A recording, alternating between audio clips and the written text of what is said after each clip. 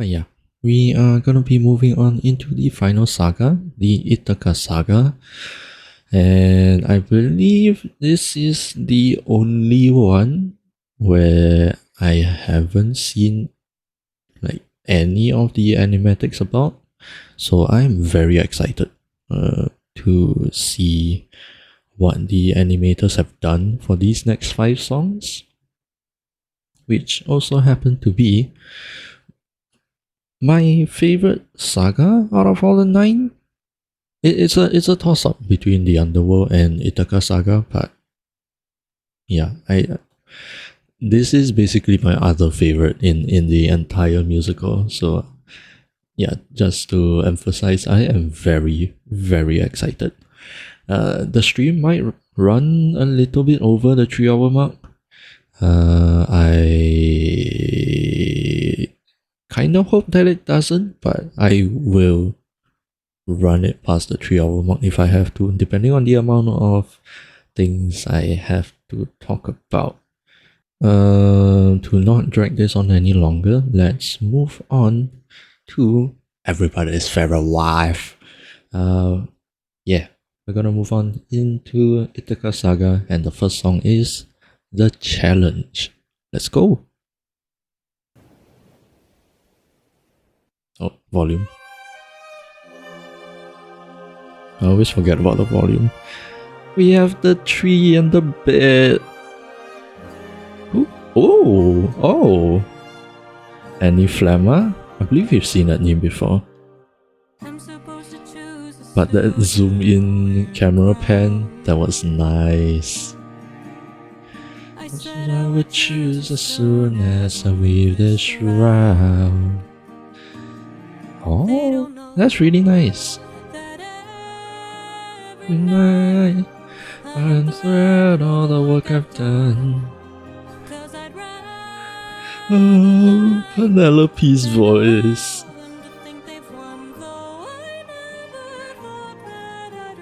So to this, just know I'll be here.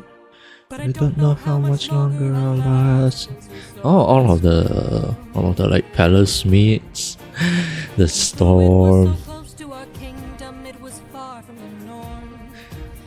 I still don't like 600 strikes.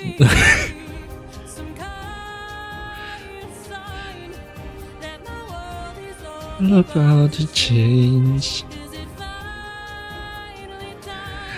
Oh, this and it's Bow. Ah! Okay, no, that is.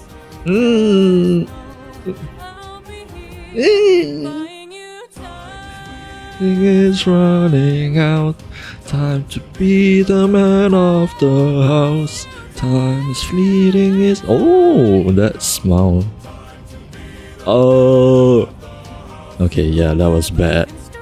In a good way, but the facts is cleanly.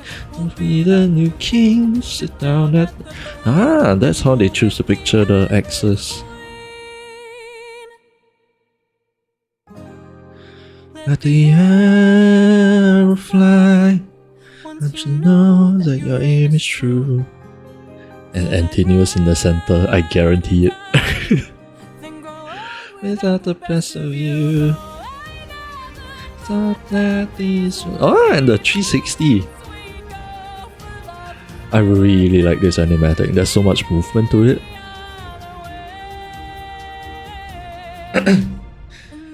I never thought that it would end. Oh, her eyes are red. She looks so tired. Waiting, waiting, waiting, waiting, waiting. Oh, that is so sad.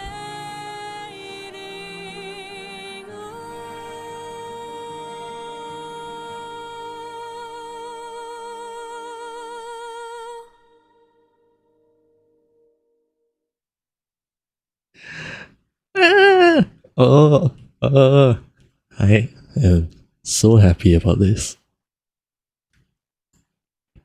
It is. I mean, story wise, I think it is.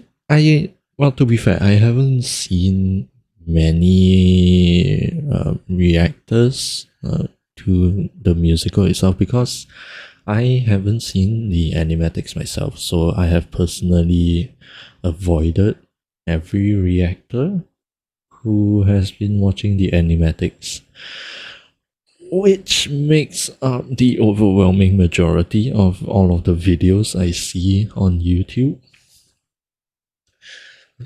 So at least from my perspective so far, there hasn't really been anybody who really mentions anything about how tough it has been for Penelope as well. Because this entire time we are seeing everything from pretty much everything from Odysseus's perspective. And so obviously we know how difficult everything has been for him in these last 20 years. But on the flip side, now that we are finally getting Penelope's POV on everything, right?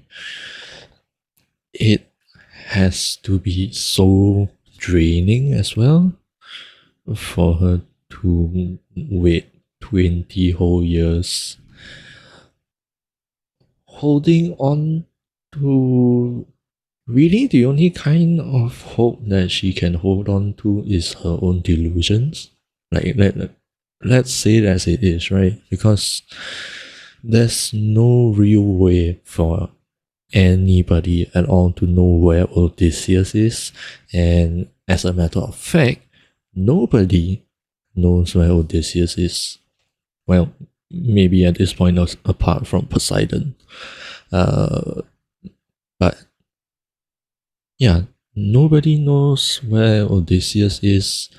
Everybody has heard about his contributions to the Trojan War, yes. So they know that he is at the very least alive 10 years ago, prior to the timeline that we are in right now. Everything in between, though, nobody knows where he is. Nobody knows why he hasn't returned home yet.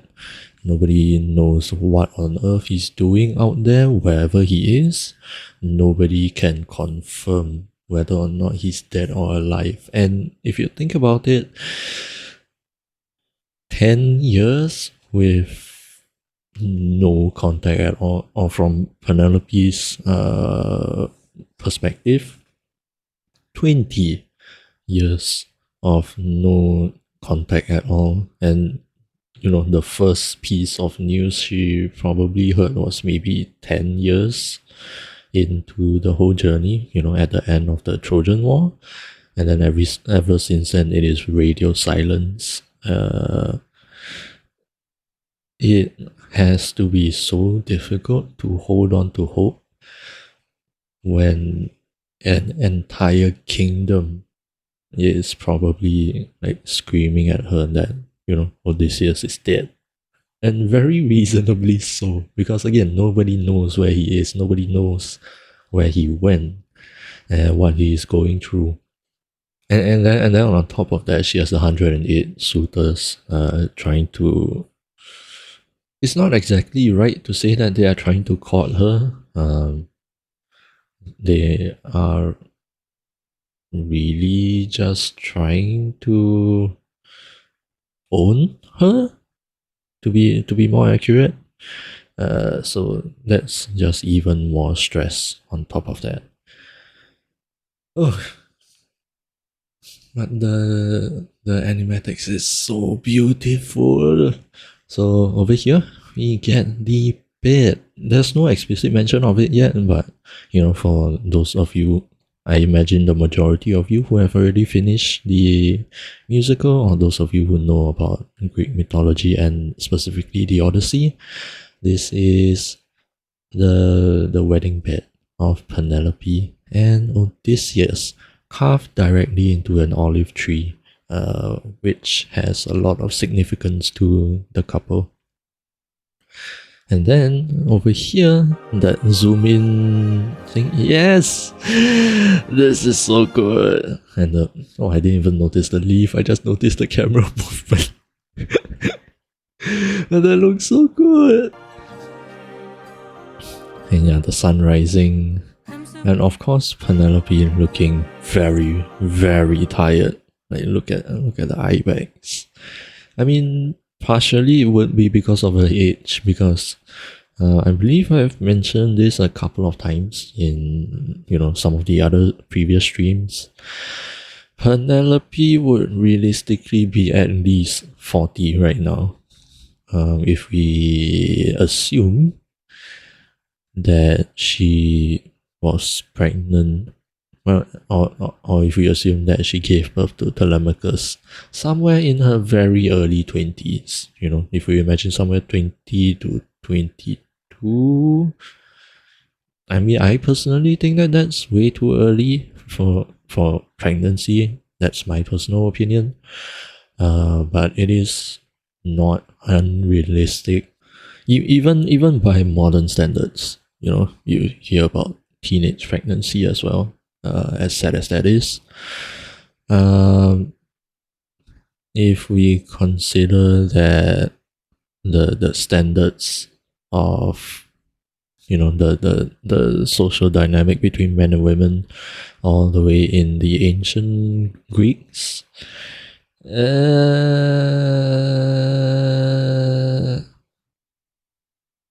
I'm not sure. I would assume that Odysseus and Penelope are at least roughly the same age, maybe with a 2-year gap difference at most.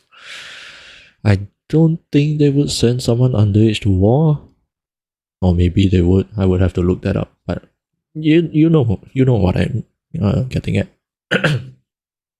Penelope is old, relatively. So she would most likely be about 40 right now, considering the 20-year gap difference, the 20-year time skip since she gave birth to Telemachus. So yeah, it could be from exhaustion, it could also just be from the sagging skin on her face. And yeah, like you see on her face, there are a lot of wrinkles, which are very common in older people. But she does look just generally very tired. And the Shroud! I don't know the full story. I will have to do some research on this as well. And research I did. So, let's spend a moment talking about Penelope's Shroud and the whole significance of it. So to begin with, being a good seamstress back in ancient Greece was seen as a thing of high status, specifically for the ladies, especially while they are living in a patriarchy where, the women don't exactly have a lot of rights. That's one way to put it.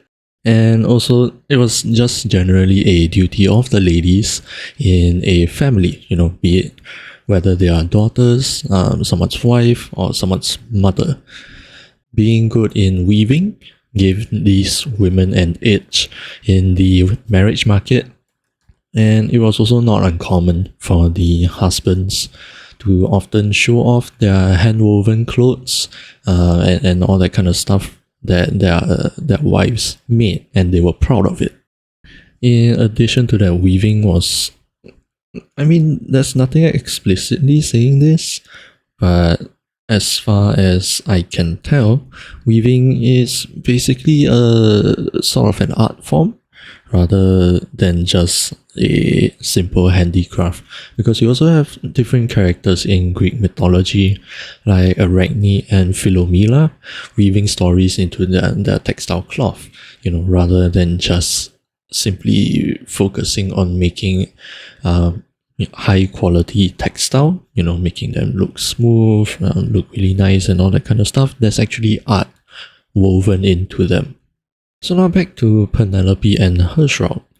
Penelope weaves a funerary shroud for Odysseus's father and her own father-in-law, Laertes, who is described to be someone who is aging, and also at the time of Penelope's appearance in the Odyssey, he was basically old enough to be considered dying, or like it wouldn't be surprising for him to die at any point because of his old age.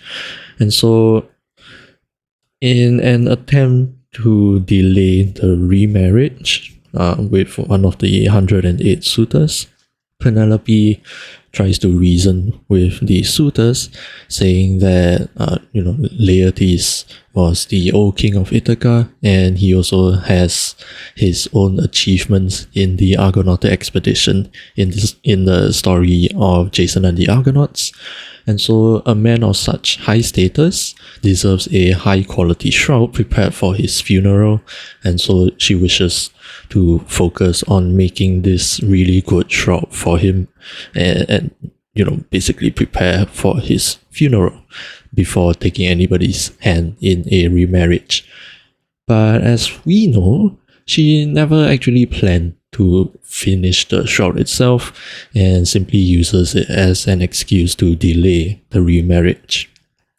And it was also used as a symbol of her loyalty to Odysseus, because you could argue that in her mind, the day that she actually finishes the shroud, it would also mean that in her mind she has finally come to terms with the fact that Odysseus is dead, and it's like a confirmation for her. Once this shroud is finished, Odysseus is dead, if that makes sense. And so, with all of that in mind, the whole significance and importance of a funerary shroud, if we were to compare it to something more familiar to us in the modern day, I would say it's probably like getting a good casket, or dressing up the deceased themselves, really nicely in like a suit or a dress or something like that. Basically making the deceased person look good one last time in their honor. Like it's a very honorable thing. And back then in ancient Greece, honor was a very, very, very big thing, to the point where the warriors, they even look down on archers because it is seen as cowardly compared to actually, fist fighting and swinging swords in each other's faces. So the suitors couldn't, argue against something of such high importance and honor. And with that, the excuse of weaving the shroud for Laertes actually bought Penelope about 3 years before Melanthus, who is one of the maids of the house, and she sleeps with one of the suitors. Melanthus actually ends up ratting out Penelope to that suitor, about undoing the shroud every single night for the last 3 years, and this whole thing where Penelope at least doesn't seem to actually plan on finishing the shroud. And so that is where everything goes to shit. And then the maids around the palace dressing her up for the announcement of the challenge. And the thing about 600 strikes and Poseidon Storm, which I have said enough in the last stream. You can listen to all of my rambling. Oh, well, for those of you watching this video, you can listen to me fully complain about it in the 600 strike video.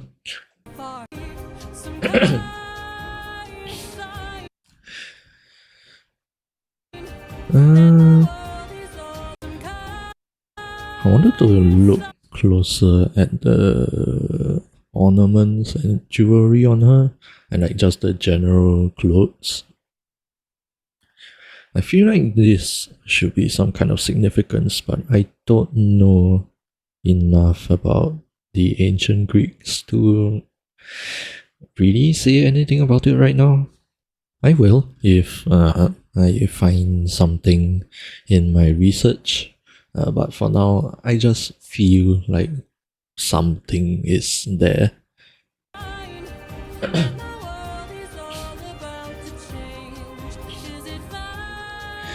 Yeah, and the imagery of Odysseus in the corner of the screen here, and his bow. Yes.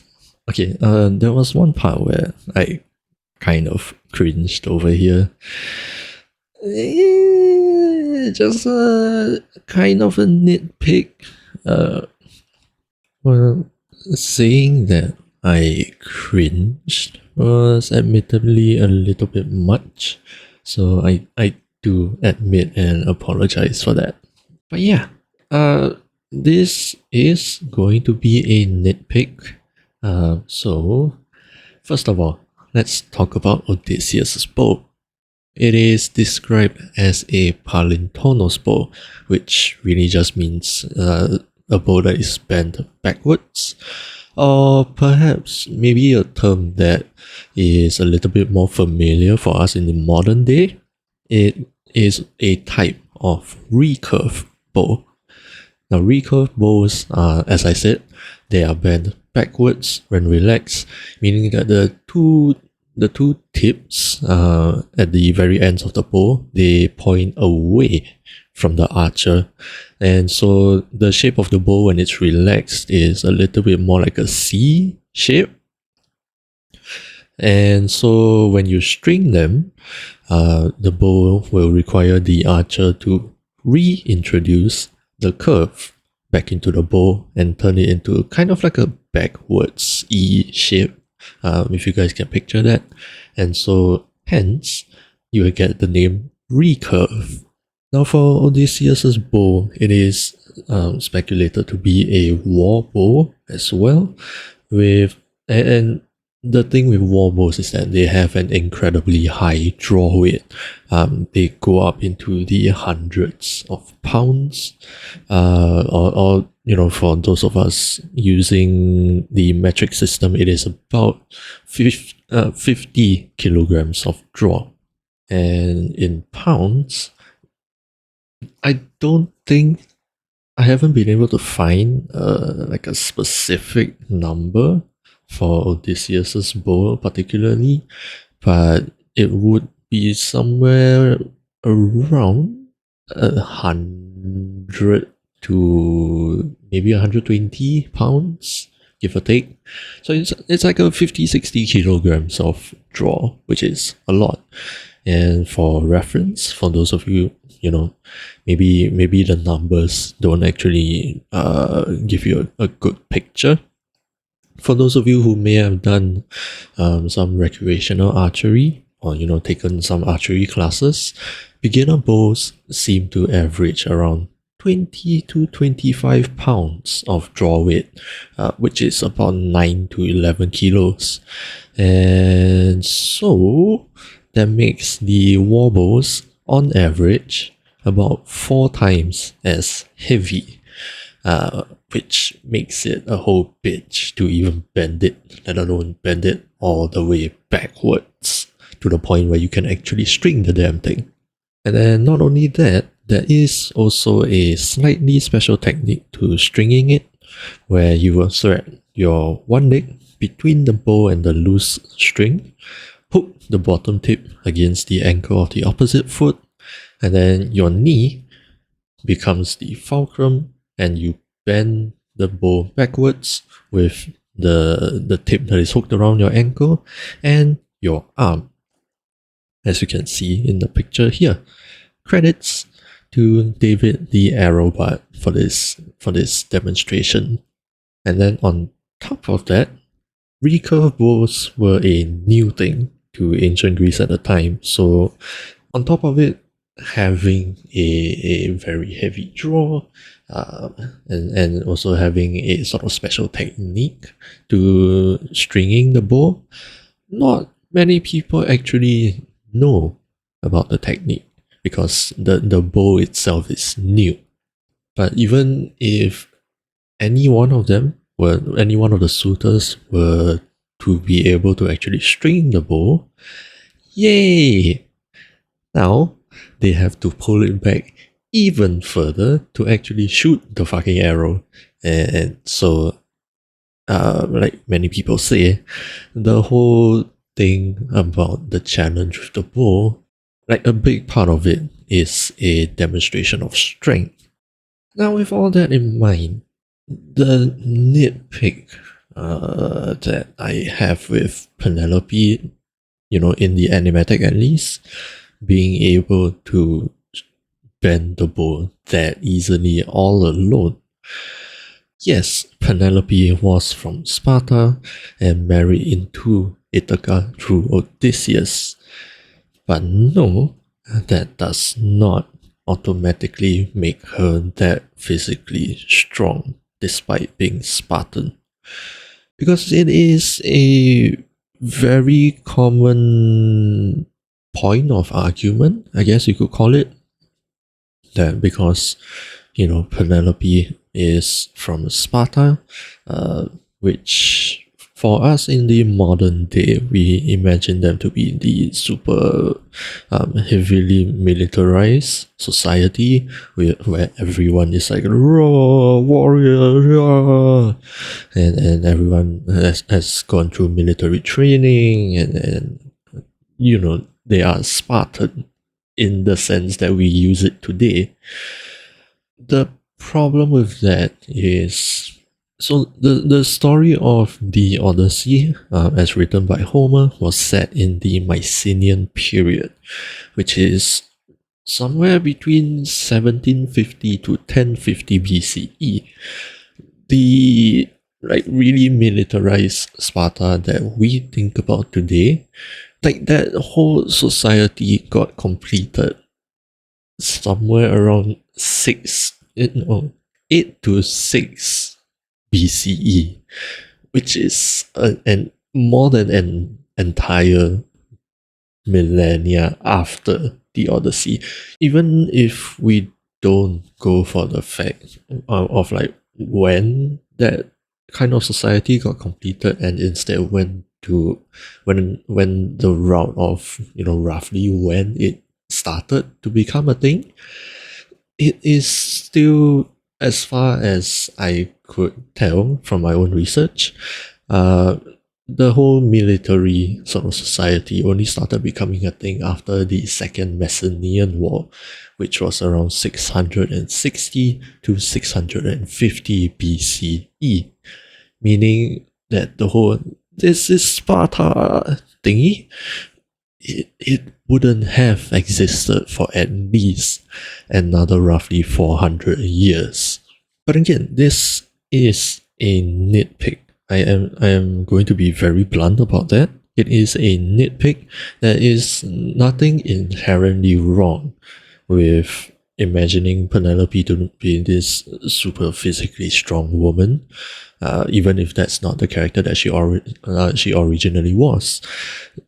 Seeing how epic itself isn't exactly the most faithful adaptation of the Odyssey to begin with, because 600 strike.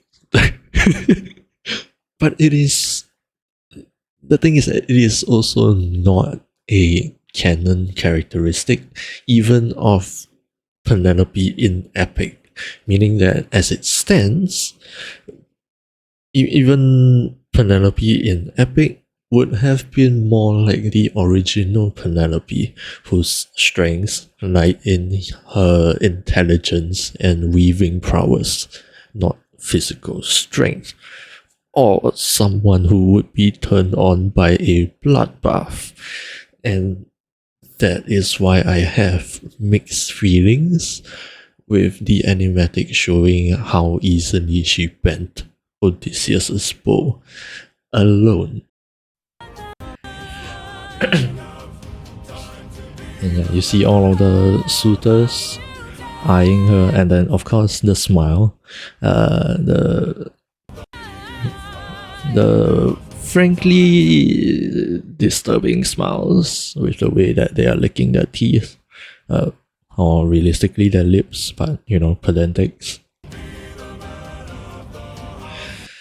And yeah, again, the bow should be more circular here, especially if there's no string in the middle.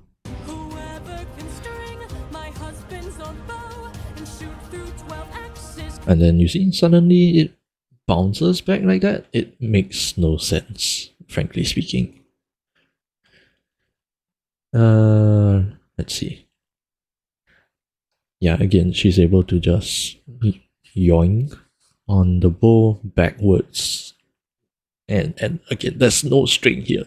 This physics should not be possible.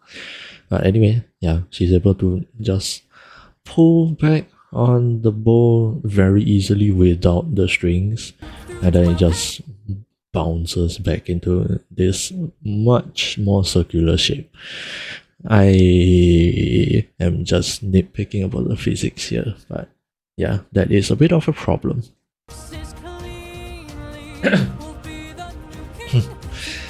And the axis. Yes.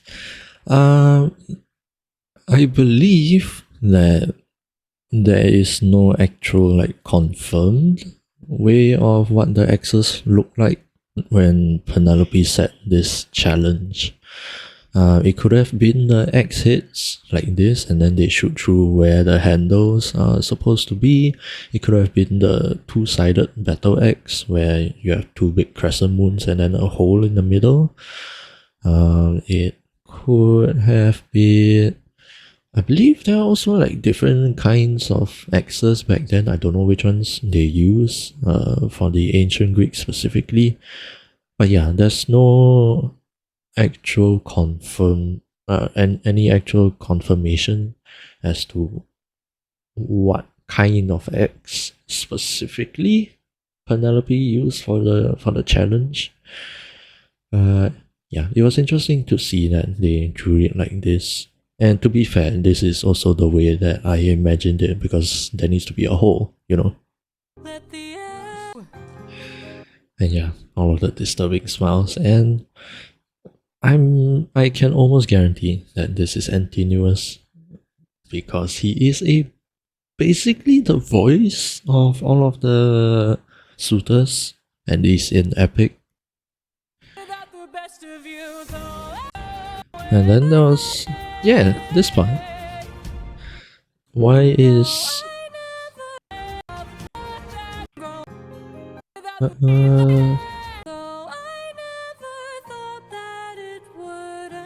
yeah, I'm not sure why Penelope's eyes are red over here.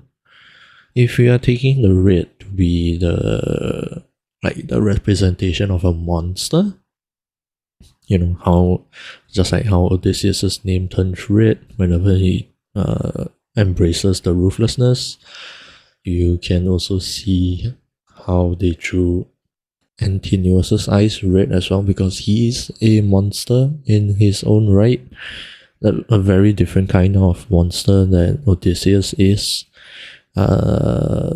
So I'm not entirely sure why Penelope is drawn with red eyes over here. But then yeah, this whole part, the whole time skip when Odysseus first leaves, and then, you know, baby Telemachus, and then she's just sad and worried. Naturally, even right now when family members go off to war, it is a very worrying thing, because, you know, this might be the last time you see them. So that is understandable. And then the transition into her just sitting and waiting on the bed alone, and yeah, her crying. We finally see Penelope. I'm so happy about this. But okay, let's go on to the music now, shall we? I think for the Ithaca saga, there's actually a lot to talk about.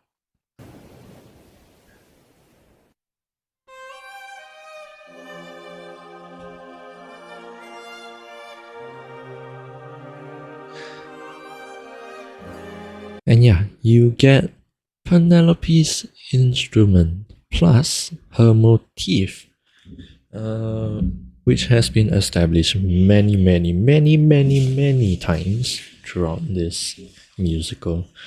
I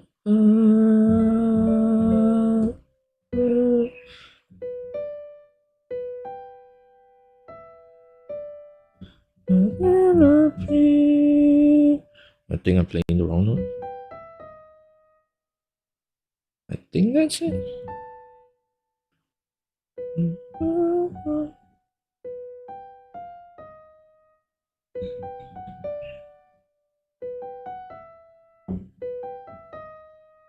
I think that's closer.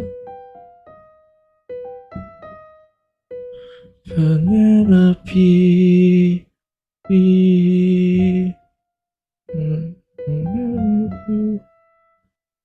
Well, I don't know the notes, but yeah, the motif has been established many times. Among all of the many times that her name has been mentioned. So, from the very beginning of the song, you already can tell that there is going to be a big focus on Penelope in this song.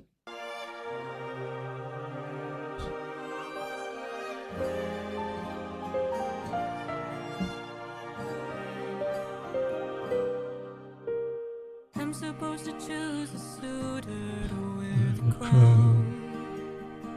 And yeah, you can hear how there is a acoustic guitar in the background as well.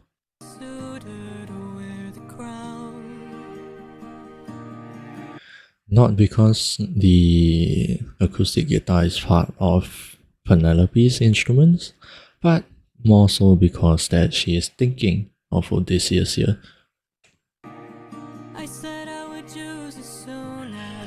Maybe not explicitly, but like there's going to be a heavy relevance to Odysseus, because again she is trying to avoid the marriage because she is staying loyal to Odysseus.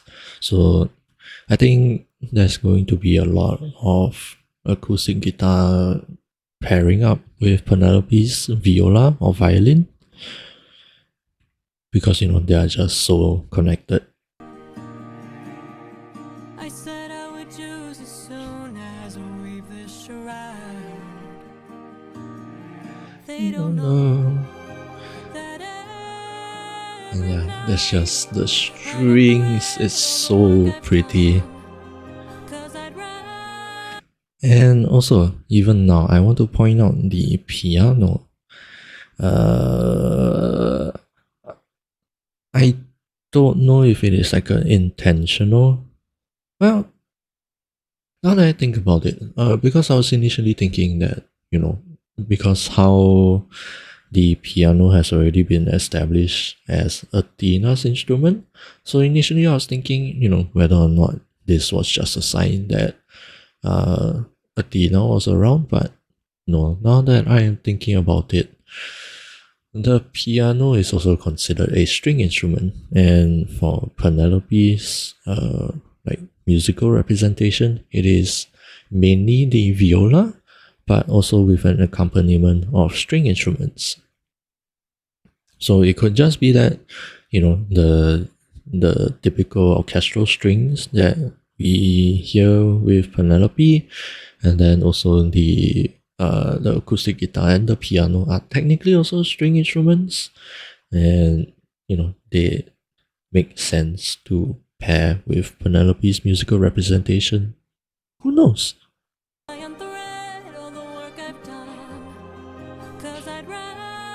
Because the thing is, right, I'm sorry for pausing so much, because the thing is that Athena is not around, presumably, because Telemachus is also not around. He is off on some kind of diplomatic mission at this point in time, and I believe that Athena has attached herself to Telemachus. Now, one thing I am unsure of is whether or not the Greek gods are omnipresent. I assume they are not. Yeah, I would assume that they are not omnipresent. So if Athena is with Telemachus, like I assume, then she wouldn't be here. So again, it just kind of clashes with my initial thought of the piano coming in here representing that Athena might be watching after Penelope, but maybe not.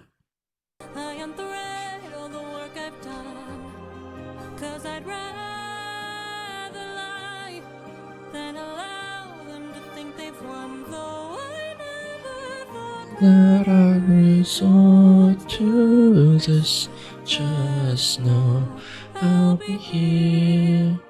But I don't know how much longer I'll last since we saw that storm. I love the cello, what the cello is playing.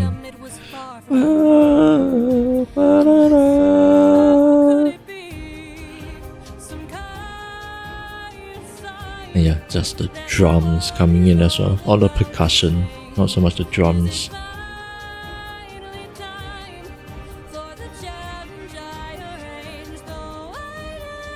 Oh yeah, and also this part, where was it? That my world is all about to change. I love it so much. The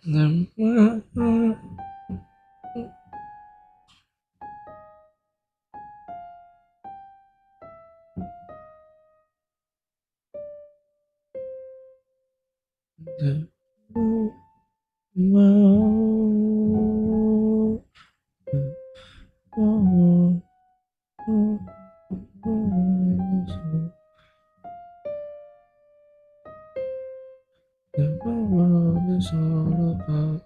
The world is all about to change. It is such a interesting. I think the thing that I enjoy most about this phrase in particular is the rhythm. Like, I don't feel like I have heard this rhythm being used before. It just feels so unique and unexpected. And just like the choice of notes, it's so good. The world is all about to change. I could fawn over this phrase so much. The world is all about to change. And you hear the string, the violin, viola following her. It will come to this, just know I'll be here by you. Time is fleeting, it's running out. Time to be the man of the house. And oh, Penelope's voice. Whoever can string my husband's bow, should do 12 axes cleanly. Sit down at the door, with me as his queen. I like this song so much. And also that whole part where the suitors just suddenly come in, right? You can hear that it is the suitors, and the way that they're singing, time is fleeting, it's running out, time to be the man of the house. You hear once again, ever since the Wisdom Saga, like their whole sort of motive behind the becoming one of the suitors. The thing is, like, they are trying to rush into the marriage because they don't actually care about the marriage itself. They just want to be the king, and it just sort of portrays this kind of tension that is going on within the kingdom of Ithaca. While Odysseus is gone, and what Penelope has to deal with 24/7. I love it. At the hour of life. Oh, and again,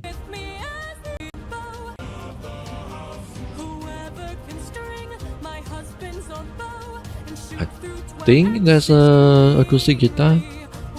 the one that's being strummed here.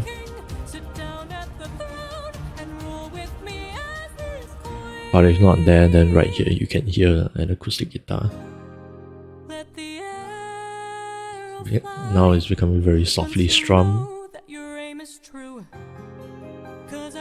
And for me, I would like to imagine that it is partly because the whole thing about setting this challenge from Penelope, right, is that she doesn't actually think that the suitors will be able to complete the challenge. No matter how good they are with the bow, and even if they are able to actually shoot through the 12 axes, which is an incredible feat, the thing is that she doesn't think that anybody besides Odysseus will be able to even string the bow to begin with. So like I kind of imagine that the acoustic guitar in this part is trying to tell, like, it's a subtle hint that Penelope is low-key setting this challenge for Odysseus instead of the suitors. Like, she's not even thinking about the suitors at all. She doesn't actually believe that any of them will be able to complete this, because the only person who will be able to actually win this challenge is Odysseus, if that makes sense.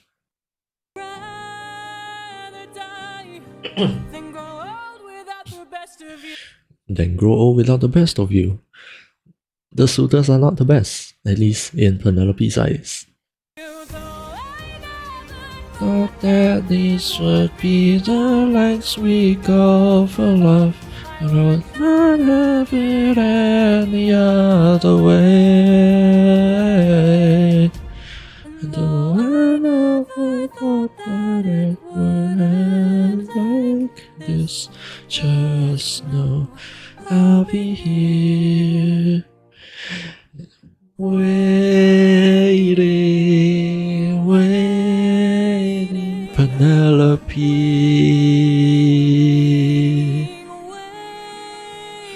Penelope.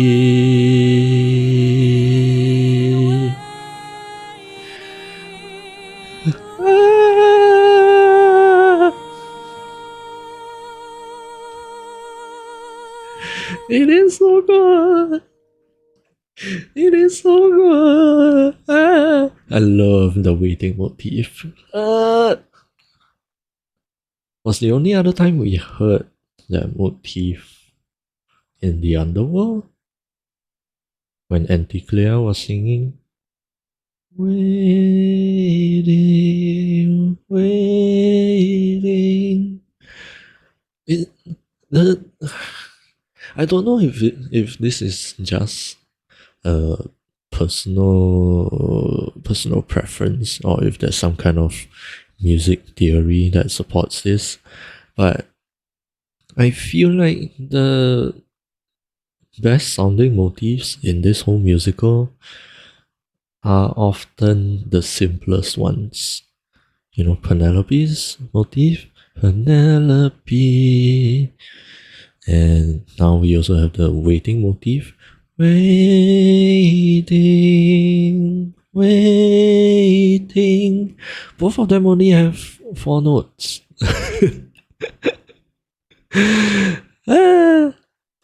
Anyway, with that said, sorry, let me back it up a bit so that I don't destroy your eyes. Anyway, the first song is done. That was a full hour. Shit. But anyway, the first song is done. We will move on to the ad break really quick.